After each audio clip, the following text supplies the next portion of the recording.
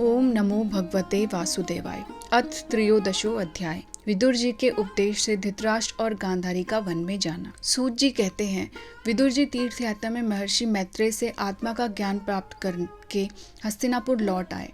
उन्हें जो कुछ जानने की इच्छा थी वह पूर्ण हो गई थी। विदुर जी ने मैत्रेय ऋषि से जितने प्रश्न किए थे उनका उत्तर सुनने के पहले ही श्री कृष्ण में अनन्य भक्ति हो जाने के कारण वे उत्तर सुनने से उपराम हो गए। शौनक जी अपने चाचा विदुर जी को आया देख धर्मराज युधिष्ठिर, उनके चारों भाई धृतराष्ट्र, युधिष्ठिर, संजय, कृपाचार्य, कुंती, गांधारी, द्रौपदी, सुभद्रा, उत्तरा, कृपि तथा पांडव परिवार के अन्य सभी नर नारी और अपने पुत्रों सहित दूसरी स्त्रियां सब के सब बड़ी प्रसन्नता से मानो मृत शरीर में प्राण आ गया हो ऐसा अनुभव करते हुए उनकी अगवानी के लिए सामने गए। यथा योग्य आलिंगन और प्रणाम आदि के द्वारा सब उनसे मिले और विरह जनित उत्कंठा से कातर होकर सबने प्रेम के आंसू बहाए। युधिष्ठिर ने आसन पर बैठाकर उनका यथोचित सत्कार किया। जब वे भोजन एवं विश्राम करके सुख पूर्वक आसन पर बैठे थे तब युधिष्ठिर ने विनय से झुककर सबके सामने ही उनसे कहा। युधिष्ठिर ने कहा, चाचा जी, जैसे पक्षी अपने अंडों को पंखों की छाया के नीचे रखकर उन्हें सेते और बढ़ाते हैं, वैसे ही आपने अत्यंत वात्सल्य से अपने कर कमलों की छत्र छाया में हम लोगों को पाला पोसा है।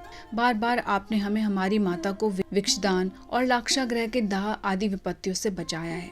क्या आप कभी हम लोगों को भी याद करते रहे हैं? आपने पृथ्वी पर विचरण करते समय किस वृत्ति से जीवन निर्वाह किया? आपने पृथ्वी तल पर किन किन तीर्थों और मुख्य क्षेत्रों का सेवन किया? प्रभु, आप जैसे भगवान के प्यारे भक्त स्वयं ही तीर्थ स्वरूप होते हैं। आप लोग अपने हृदय में विराजमान भगवान के द्वारा तीर्थों को भी महातीर्थ बनाते हुए विचरण करते हैं।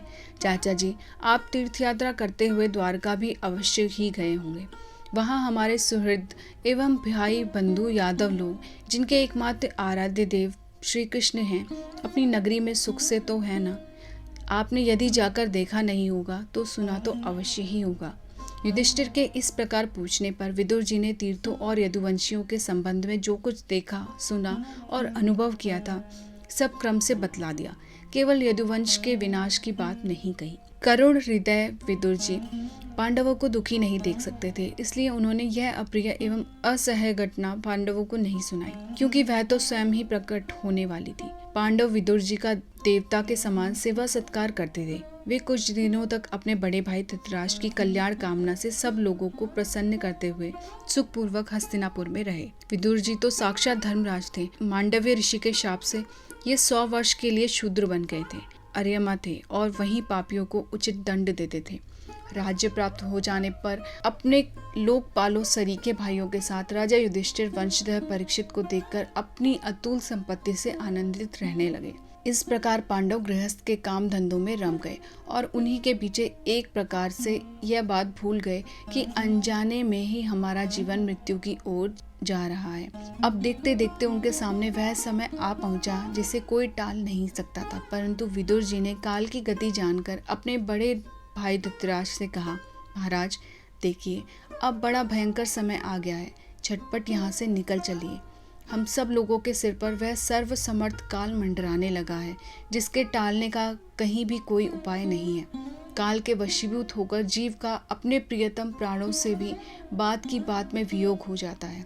फिर धन, जन आदि दूसरी वस्तुओं की तो बात ही क्या है। आपके चाचा, ताऊ, भाई, सगे संबंधी और पुत्र सभी मारे गए। आपकी उम्र भी ढल चुकी, शरीर बुढ़ापे का शिकार हो गया। आप पराए घर में पड़े हुए हैं। ओह, इस प्राणी को जीवित रहने की कितनी प्रबल इच्छा होती है।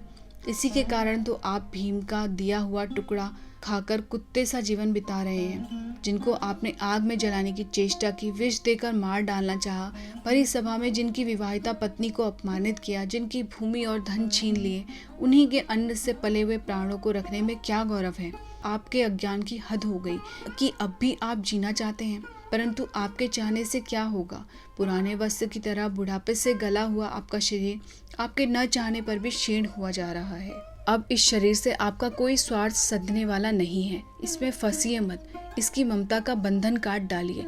जो संसार के संबंधियों से अलग रहकर उनके अनजान में अपने शरीर का त्याग करता है वही धीर कहा गया है, चाहे अपनी समझ से हो या फिर दूसरे की समझाने से। जो इस संसार को दुख रूप समझकर इससे विरक्त हो जाता है और अपने अंतःकरण को वश में करके हृदय में भगवान को धारण कर संन्यास के लिए घर से निकल पड़ता है, वही उत्तम मनुष्य है। इसके आगे जो समय आने वाला है वह प्रायः मनुष्य के गुणों को घटाने वाला होगा। इसलिए आप अपने कुटुंबियों से छिपकर उत्तराखंड में चले जाइए। जब छोटे भाई विदुर ने अंधे राजा धृतराष्ट्र को इस प्रकार समझाया तब उनकी प्रज्ञा के नेत्र खुल गए।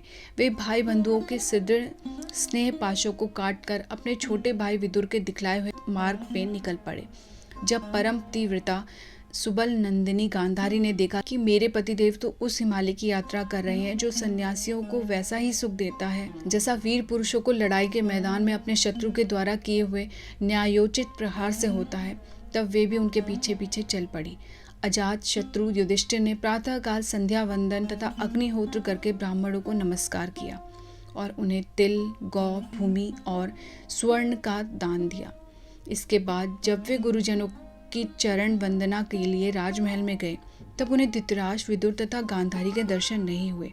युधिष्ठिर ने उद्विग्न चित्त होकर वहीं बैठे हुए संजय से पूछा, संजय, मेरे वे वृद्ध और नेत्रहीन पिता धृतराष्ट्र कहाँ हैं? पुत्र शोक से पीड़ित दुखिया माता गांधारी और मेरे परम हितैषी चाचा विदुर कहाँ चले गए? ताऊजी अपने पुत्रों और बंधु बांधवों को के मारे जाने से दुखी थे। मैं बड़ा मंद बुद्धि हूँ, कहीं मुझसे किसी अपराध की आशंका करके वे माता गांधारी सहित गंगा जी में तो नहीं कूद पड़े।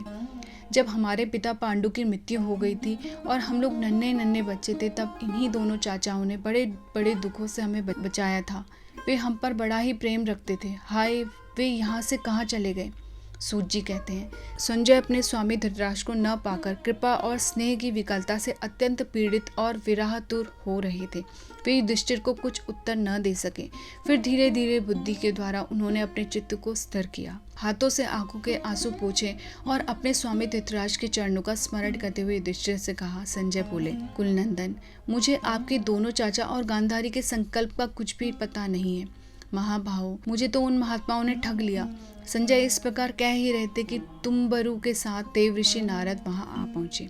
महाराज युधिष्ठिर ने भाइयों सहित उठकर उन्हें प्रणाम किया और उनका सम्मान करते हुए बोले। युधिष्ठिर ने कहा, भगवान, मुझे अपने दोनों चाचाओं का पता नहीं लग रहा है। न जाने वे दोनों और पुत्र शोक से व्याकुल तपस्विनी माता गांधारी यहाँ से कहाँ चले गए। भगवान, अपार समुद्र में कर्णधार के सामने आप ही हमारे पारदर्शक हैं। तब भगवान के परम भक्त भगवनमय देवर्षि नारद ने कहा, धर्मराज, तुम किसी के लिए शोक मत करो, क्योंकि यह सारा जगत ईश्वर के वश में है। सारे लोक और लोकपाल विवश होकर ईश्वर की ही आज्ञा का पालन कर रहे हैं। वही एक प्राणी को दूसरे से मिलाता है और वही उन्हें अलग करता है। जैसे बैल बड़ी रस्सी में बंधे और छोटी रस्सी से नथे रहकर अपने स्वामी का भार ढोते हैं, उसी प्रकार मनुष्य भी वर्णाश्रमादि अनेक प्रकार के नामों से वेदरूप रस्सी में बंधकर ईश्वर की ही आज्ञा का अनुसरण करते हैं। जैसे संसार में खिलाड़ी की इच्छा से ही खिलौनों का संयोग और वियोग होता है, वैसे ही भगवान की इच्छा से ही मनुष्यों का मिलना बिछड़ना होता है। तुम लोगों को जीव रूप से नित्य मानो या देह रूप से अनित्य, अथवा जड़ रूप से अनित्य और चेतन रूप से नित्य, अथवा शुद्ध ब्रह्म रूप में नित्य अनित्य कुछ भी न मानो। किसी भी अवस्था में मोहजन्य आसक्ति के अतिरिक्त वे शोक करने योग्य नहीं है। इसलिए धर्मराज, वे दीन दुखी चाचा चाची असहाय अवस्था में मेरे बिना कैसे रहेंगे? इस अज्ञान मन की विकलताओं को छोड़ दो। यह 5 भौतिक शरीर काल, कर्म और गुणों के वश में है। अजगर के मुंह में पड़े हुए पुरुष के समान यह पराधीन शरीर दूसरों की रक्षा ही क्या कर सकता है? हाथ वालों के बिना हाथ वाले, 4 पैर वाले पशुओं के बिना पैर वाले, और उनमें भी बड़े जीवों के छोटे जीव आहार हैं। इस प्रकार एक जीव दूसरे जीव के जीवन का कारण हो रहा है। इन समस्त रूपों के जीवों के बाहर और भीतर वही एक स्वयं प्रकाश भगवान, जो संपूर्ण आत्माओं के आत्मा है, माया के द्वारा अनेकों प्रकार से प्रकट हो रहे हैं। तुम केवल उन्हीं को देखो। महाराज, समस्त प्राणियों को जीवन दान देने वाले वे ही भगवान इस समय इस पृथ्वी तल पर देवद्रोहियों का नाश करने के लिए काल रूप से अवतीर्ण हुए हैं। अब वे देवताओं का कार्य पूरा कर चुके हैं। थोड़ा सा काम और शेष है, उसी के लिए वह रुके हुए हैं। जब तक वे प्रभु यहाँ हैं तब तक तुम लोग भी उनकी प्रतीक्षा करते रहो। धर्मराज, हिमालय के दक्षिण भाग में जहाँ सप्त ऋषियों की प्रसन्नता के लिए गंगा जी ने अलग अलग 7 धाराओं के रूप में अपने को 7 भागों में विभक्त कर दिया, जिसे सप्त स्रोत कहते हैं, वहीं ऋषियों के आश्रम पर धृतराष्ट्र अपनी पत्नी गांधारी और विदुर के साथ गए हैं। वहाँ वे त्रिकाल स्नान और विधि पूर्वक अग्निहोत्र करते हैं। अब उनके चित्त में किसी प्रकार की कामना नहीं है। वे केवल जल पीकर शांत चित्त से निवास करते हैं। आसन जीतकर प्राणों को वश में करके उन्होंने अपनी छहों इंद्रियों को विषयों से लौटा लिया है। भगवान की धारणा से उनके तमोगुण, रजोगुण और सत्वगुण के मल नष्ट हो चुके हैं। उन्होंने अहंकार को बुद्धि के साथ जोड़कर और उसे क्षेत्रज्ञ आत्मा में लीन करके उसे भी महाकाश में घटाकाश के समान सर्वाधिष्ठान ब्रह्म में एक कर दिया है। उन्होंने अपने समस्त इंद्रियों और मन को रोककर समस्त विषयों को बाहर से ही लौटा दिया है और माया के गुणों से होने वाले परिणामों को सर्वथा मिटा दिया है। समस्त कर्मों का संन्यास करके वे इस समय ठूंठ की तरह स्थिर होकर बैठे हुए हैं। अतः तुम उनके मार्ग में विघ्न रूप मत बनना। धर्मराज, आज से 5वें दिन वे अपने शरीर का परित्याग कर देंगे और वह जलकर भस्म हो जाएगा। गार्हपत्यादि अग्नियों के द्वारा पर्णकुटी के साथ अपने पति के मृत देह को जलते देखकर बाहर खड़ी हुई साध्वी गांधारी भी पति का अनुगमन करती हुई उसी आग में प्रवेश कर जाएगी। धर्मराज, विदुर जी अपने भाई का आश्चर्यमय मोक्ष देखकर हर्षित और वियोग देखकर दुखित होते हुए वहां से तीर्थ सेवन के लिए चले जाएंगे। देवर्षि नारद यूं कहकर तुम्बरु के साथ स्वर्ग को चले गए। धर्मराज युधिष्ठिर ने उनके उपदेशों को हृदय में धारण करके शोक को त्याग दिया। इति श्रीमद्भागवते महापुराणे पारमहंस्यां संहितायां प्रथम स्कंदे नैमिषीयोपाख्याने 13 अध्याय। हरे कृष्णा।